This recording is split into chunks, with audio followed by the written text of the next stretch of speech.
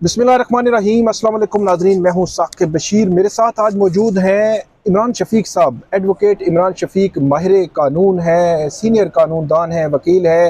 अमूमन अदालतों में हम इनको देखते रहते हैं, पहले भी और अभी भी, आजकल भी बड़े हाई प्रोफाइल केसेस में पेश होते रहते हैं। इमरान शफीक साहब जो है वो रावलपिंडी से NA56 से जमात इस्लामी के उम्मीदवार थे। नेशनल असम्बली के कौमी असम्बली की जो नशिस्त थी उस पर, दूसरी तरफ जो है वो हनीफ अब्बासी थे मुस्लिम लीग नून के, और शहरयार रियाज जो है वो PTI के आज़ाद उम्मीदवार थे, और दीगर मुख्तलिफ पोलिटिकल पार्टीज़ के जो उम्मीदवार हैं वहाँ से इलेक्शन लड़ रहे थे। आज इमरान शफीक साहब से हम पूछेंगे कि 8 फरवरी और 9 फरवरी को पिंडी के जो इलेक्शन थे उनमें क्या हुआ। क्या जो क्लेम है PTI के, जो दावा कर रही है PTI, उनके दावों में कितनी सदाकत है, उस पर बात करेंगे। आ जाएं आप साथ। तो उस हवाले से हम बात करेंगे कि 8 और 9 फरवरी को रावलपिंडी के इलेक्शंस में क्या हुआ। PTI के जो उम्मीदवार हैं वो अपने तौर पर उनके क्लेम हैं, उनके दावे हैं। मुस्लिम लीग नून के हनीफ अब्बासी हैं, वो उनका जो है वो जीत का और कामयाबी का नोटिफिकेशन जो है वो इलेक्शन कमीशन जारी कर चुका है। क्योंकि इमरान शफीक साहब जो है वो बड़े एक्टिव थे, बड़ी एक्टिवली इन्होंने मुहिम चलाई। तकरीबन 1-1.5 माह रावलपिंडी में पूरे जो है वो इनका जो हल्का था। तो इनसे ये पूछेंगे कि 8 फरवरी सुबह से शाम तक और शाम से सुबह तक और 9 फरवरी सुबह से शाम तक पिंडी में क्या हुआ। बहुत शुक्रिया इमरान शफीक साहब। बताइएगा, बहुत बड़ी एक डिबेट जो है वो जनरेट हो चुकी है कि मतलब इलेक्शंस के हवाले से मुख्तलिफ दावे भी सामने आ रहे हैं। तो आप कोई आंखों देखा अहवाल ही हमें बता दें कि क्या हुआ था 8 फरवरी को सुबह से शाम, शाम से सुबह, 9 फरवरी को दिन को। देखिए, ये बुनियादी तौर पर इलेक्शन में एक चीज़ तो मैं बरमला कह चुका हूँ, और मैंने इलेक्शन के फ़ौरन बाद ही ये बात कह दी थी। जब मैंने फॉर्म 45 जो हमारे पोलिंग एजेंट्स लेकर आए, हमने उन फॉर्म 45 का जब मुशाहिदा किया, और वैसे भी सारा दिन हम पोलिंग के अमल से, मेरा ख्याल है मैक्सिमम पोलिंग स्टेशंस का मैंने दौरा भी किया खुद, ठीक है, जाके एक एक पोलिंग स्टेशन पर मैं गया, और बाहर पोलिंग स्टेशन के अंदर का भी दौरा किया, और बाहर अपने जो हमारे वर्कर ने जो बूथ लगाए थे उनको भी देखा। ठीक है। एक बात तो बड़ी वाज़ेह है कि फॉर्म 45 के मुताबिक जो है पिंडी के मुझे सिर्फ 2 पोलिंग स्टेशन ऐसे नज़र आए हैं जिसमें चंद वोटों से हनीफ अब्बासी साहब जीते हैं। अच्छा, ये NA56 की बात, NA56 के। बाकी सारे पोलिंग स्टेशन, 300 से ज़ायद जो पोलिंग स्टेशन है, उनमें शहरयार रियाज साहब ने क्लीन स्वीप किया हुआ है। अच्छा। और शहरयार रियाज साहब के वोटों का मार्जिन इतना है कि आप बस सिर्फ इतना देख लीजिएगा कि अगर किसी पोलिंग स्टेशन पर ना शहरयार रियाज साहब के 270-80 वोट है ना, तो उसमें हनीफ अब्बासी साहब के वोट 140-50 के हैं। यानी इतना बड़ा मार्जिन है, और आखिर में जाके जो ये मार्जिन बनता है ना, ये 40,000 से ज्यादा वोटों का मार्जिन है शहरयार रियाज साहब का। अच्छा, शहरयार रियाज साहब के ज्यादा हैं हनीफ अब्बासी से 40,000 के करीब ज्यादा है, एक्स्ट्रा वोट है। ठीक है। इसलिए ये बात तो तयशुदा है कि आप जो मर्जी कर लें, फॉर्म 45 के मुताबिक जो पोलिंग एजेंट्स लेकर आए हैं, चाहे वो शहरयार रियाज साहब के हों या हमारे पास हों, उनमें जो है ना वो शहरयार रियाज साहब NA56 में जीते हुए हैं। और ये बात मैं चूंकि ट्विटर पर अपने ट्वीट कह चुके हैं, दिन बरमला कह चुका हूं, कही थी, बिल्कुल। और मैंने देखा, क्योंकि ये बात ये है कि जो अवाम का मैंडेट है ना, एक जमहूरी हुसन ये है कि आप अवाम के मैंडेट को तस्लीम करें। और मैं बड़ा कल हैरान हुआ कि हनीफ अब्बासी साहब जो है वो टीवी पे प्रेस कॉन्फ्रेंस कर रहे थे, और वो प्रेस कॉन्फ्रेंस में कह रहे थे कि नून लीग के मैंडेट पे डाका नहीं डालने देंगे। भाई आप जरा ये देखें, यानी डटाई भी होती है ना कोई किसी चीज़ की। तो मैं बड़ा इस पर वो था कि यानी आप एक जो मैंडेट आपने, अवाम ने आपको दिया ही नहीं, अवाम ने टोटली आपको मुस्तरद किया है। यानी आप ये देखें, मैं पूरी इलेक्शन कैंपेन पर, हालांकि हमारा वोट कम है, लेकिन हमारे जलसे प्रेजेंस थी बहुत ज्यादा, वो हनीफ अब्बासी साहब के मुकाबले में 4-4 गुना ज्यादा बड़े थे। ठीक है। यानी हनीफ अब्बासी साहब तो खुल के कहीं भी अपनी प्रेजेंस भी शो नहीं कर पाए। जो यूनियन काउंसिलें थी ना, वहाँ लोगों ने मुकम्मल तौर पर उनको तकरीबन मुसरत किया हुआ था। यानी अगर वो कोई जलसा कर रहे हैं ना कैंपेन के दौरान, तो अगर 250 बंदों का जलसा है ना, तो 150 बंदे बाहर से आ रहे हैं, और जो वहाँ के जो है ना 40-50 लोग भी नहीं बैठे हुए मकामी लोगों ने। उनको इस कैंपेन के दौरान ना उनका प्रोफाइल बहुत लो रहा है। अच्छा, पोलिंग डे पे भी यही सूरत हाल थी।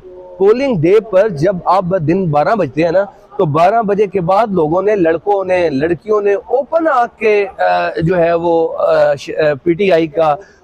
पीटीआई के लिए क्या क्या के लोगों ने डाला। मैं हालांकि उम्मीदवार था, तो कई लोगों ने मुझे कहा इमरान साहब आप बड़े जबरदस्त कैंडिडेट हैं, हम आपको लेकिन आप वोट नहीं देंगे, वोट आपको देना चाहते हैं, लेकिन ये है कि खान ने हमारे लिए ना बहुत यानी ये लोग कहते रहे हैं। सही है। तो और मैं इस बात का एहतराम भी करता हूँ कि देखिए ना, एक वर्कर है किसी पार्टी का, वो ये समझता है, या एक वोटर है वो समझता है कि इलेक्शन से पहले जिस अंदाज में माहौल बना, 3 दफा आप उस बंदे को सजाएं दे रहे हैं, ठीक है, एक दिन एक केस में, दूसरे दिन दूसरे केस में 3, 7 और 10 साल और की सजाएं आप देते हैं, तो लोगों में एक सिंपैथी का फैक्टर आता है और लोग उसका रिटेलिएट करते हैं। तो यही जमहूरियत का हुस्न है कि जब आप जिस तरह का आप नैरेटिव बनेगा उस हिसाब से लोग वोट डालेंगे। थोड़ा सा नक्शा खींचिएगा कि 5 बजे पोलिंग खत्म होती है, 10 बजे तक या 11 बजे तक कहते हैं कि रिजल्ट्स स्मूथली आ रहे थे, उसके बाद रिजल्ट्स रुक जाते हैं, फिर सुबह 4 बजे तक नहीं आते, 4 से फिर मुख्तसरन अगर मैं कहूँ तो पिंडी के इसी हल्के का जो मेरा ख्याल में फॉर्म 47 जो है वो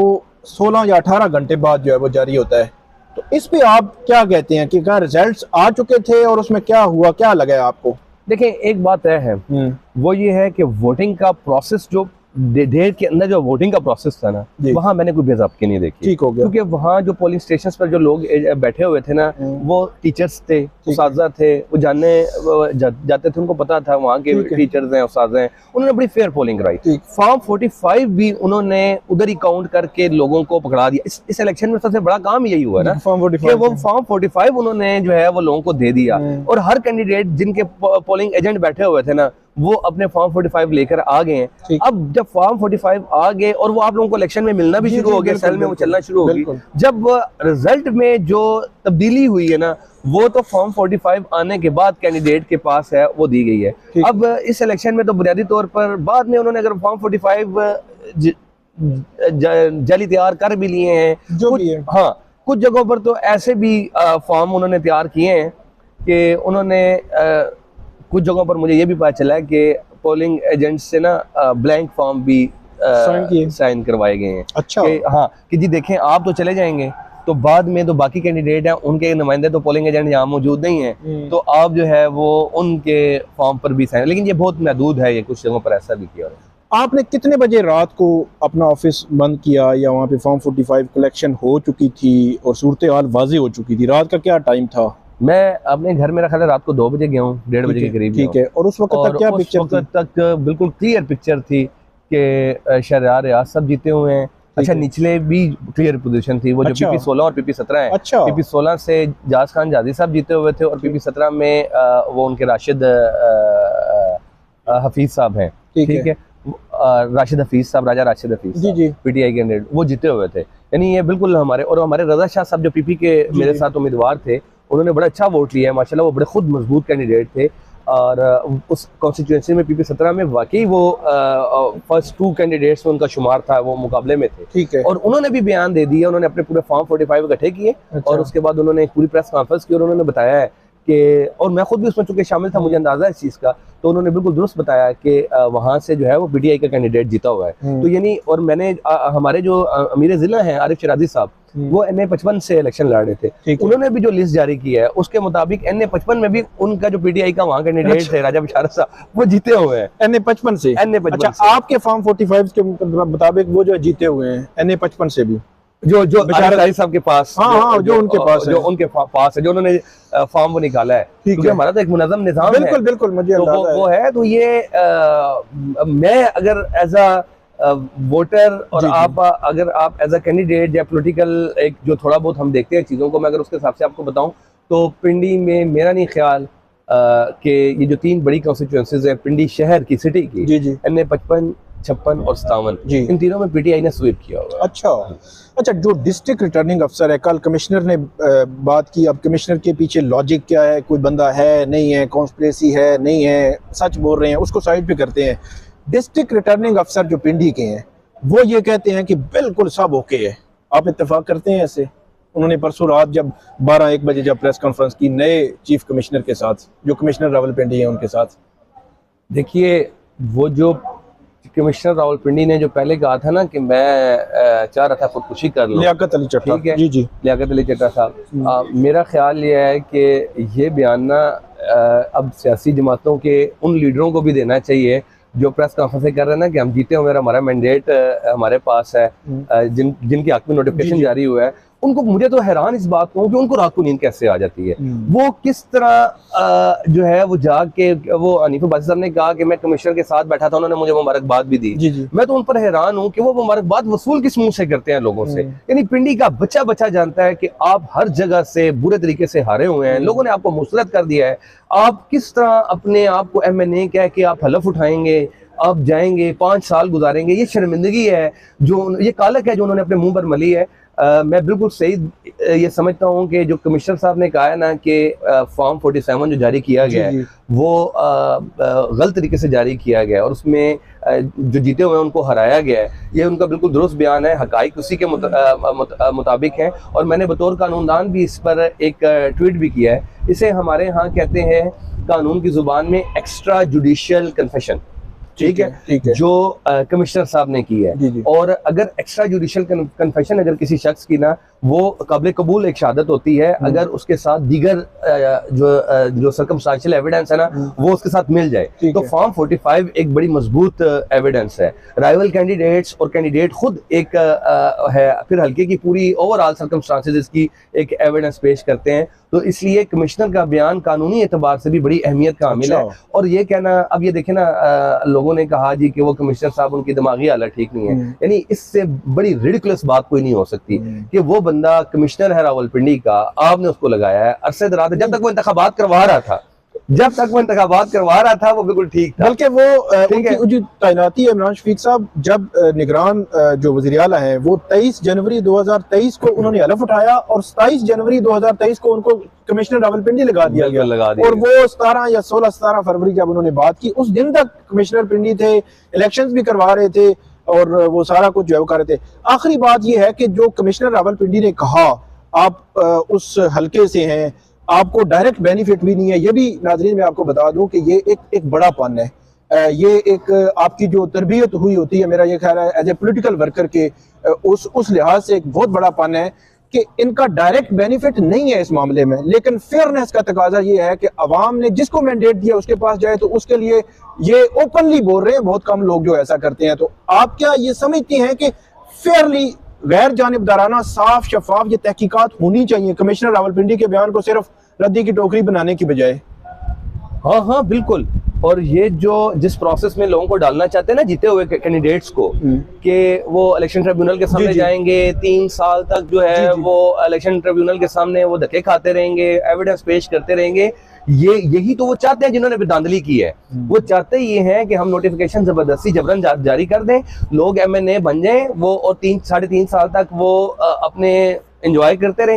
इलेक्शन के जब करीब आएगा तो कोई फैसला आ जाएगा तो फिर अपील फाइल हो जाएगी सुप्रीम कोर्ट में, और अपील के प्रोसेस में जो पहले भी होता रहा पाकिस्तान में, ठीक है। तो ये मेरा ख्याल है इस प्रोसेस को एंड होना चाहिए। अब पाकिस्तान के अवाम के मैंडेट को ये तस्लीम किया जाना चाहिए, और जो जीतने वाले कैंडिडेट है ना, जिनको जाली नोटिफिकेशन के तहत जिताया गया है, उनमें भी आपको इखलाकी करेज होनी चाहिए कि वो आकर के, यार मैं जब अपने वोटों से जीतूंगा ना तो मैं उस वक्त तो कबूल है मुझे, इस तरह की मुझे जो है ना MNA शिप कबूल नहीं है। और एक और करेज अब इनको भी चाहिए कि जिन लोगों को अवाम ने मैंडेट दिया ना, शहरयार रियाज साहब या बाकी जो जीतने वाले हैं, ये पिंडी के, मुझे इनके किरदार पर भी ना थोड़ा सा मुझे मायूसी हुई है कि आपको लाखों की तादाद में अवाम ने मैंडेट दे दिया, वोट दे दिए, और आप अपने घरों में जाके बैठे हुए हैं, ठीक है। आप खुल के अपना अवाम के मैंडेट की हिफाजत भी नहीं कर सकते हैं। यानी अवाम का काम था आपको वोट देना, बिल्कुल, वर्कर आपका एहतजाज मुजाहरे करने के लिए तैयार है। बदकिस्मती से पिंडी में इन्होंने बिल्कुल किसी किस्म की अपने राइट्स के लिए और वोटर के राइट्स के लिए, देखिए ना, कैंडिडेट का काम है क्या है, आप रोड पर आए, आप गिरफ्तार हो जाएंगे, आप गिरफ्तारी दें, ठीक है, आप जाएंगे जेल में, आपका लीडर भी है, आप भी जेल में हो जाएंगे। मैं अपनी कैंपेन के दौरान भी पिंडी के वोटर्स को ये बात समझाता रहा कि PTI के जिन लोगों को यहाँ से टिकट दिए गए हैं, ये वो लोग हैं जो आपके हकूक के लिए और आपके मैंडेट के लिए खड़े नहीं होंगे, ठीक है। ये वो हैं जो पैराशूट के जरिए ना, मम्मी डैडी, ये बिजनेस और कारोबारी तबका है। ये पिंडी में जितने भी लोग जिनको टिकट PTI ने दिया था, अब ये नजर आ रहा है कि ये कारोबारी तबका वाकई जब जीत तो गया है, जीतना तो खान के नाम पर था, उन्होंने जीत गए हैं, लेकिन जीतने के बाद अब इनमें इतनी जुर्रत नहीं है कि ये आवाम के मैंडेट की हिफाजत कर सके और जुर्रत के साथ बात कर सके कि हम जीते हुए हैं। ये इनको असल में मसला पता क्या हुआ अब साकिब भाई, कि जब कोई कैंडिडेट ना रोडों पर मार खा के, ना आवाम की हकूक की जद्दोजहद करके, ना आवाम के सामने अपने आप को पेश करने के बाद इलेक्शन जीत के आता है ना, तो वो उसकी हिफाजत भी करता है।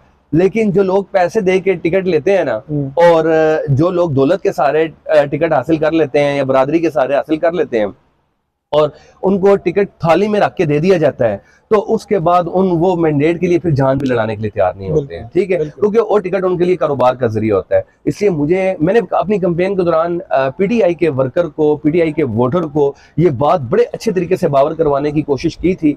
बदकिस्मती से मैं इस काम में कामयाब नहीं हो सका, लेकिन ये वक्त साबित कर रहा है कि एक तरफ अब पिंडी में ना एक ऐसे लोग आ गए हैं, मुसल्लत हो गए हैं, एक जो जाली जीते हुए हैं उनके पास अवाम का मैंडेट नहीं है, और जिनके पास अवाम का मैंडेट है उनके पास मैंडेट को मनवाने की जरूरत नहीं, वो भी खामोश है। बड़ी अच्छी बात की इमरान शफीक साहब ने कि अवाम ने आपको मैंडेट दिया है तो उस मैंडेट की हिफाजत करना आपके जिम्मे है, आप पर फर्ज है। लेकिन आप घर बैठ जाएंगे, खामोश हो जाएंगे, तो ये इसका हल बिल्कुल नहीं है और इसके जिम्मेदार जो है वो आप हैं। बहुत शुक्रिया इमरान शफीक साहब, बड़ी तवील गुफ्तगू की, हमें बताया 8 फरवरी को और 9 फरवरी को क्या हुआ। इलेक्शन रिजल्ट्स पर जो सवालात उठ रहे हैं उन सवालात के हवाले से इमरान शफीक साहब ने बड़ी खुलकर जो है वो बात की। बहुत शुक्रिया सर। आप नाजरीन हमें इस वीडियो पे फीडबैक जरूर दीजिएगा, कमेंट जरूर कीजिएगा, ताकि बेहतर से बेहतर जो अपडेट्स हैं वो हम आपके सामने लाते रहें। बहुत शुक्रिया।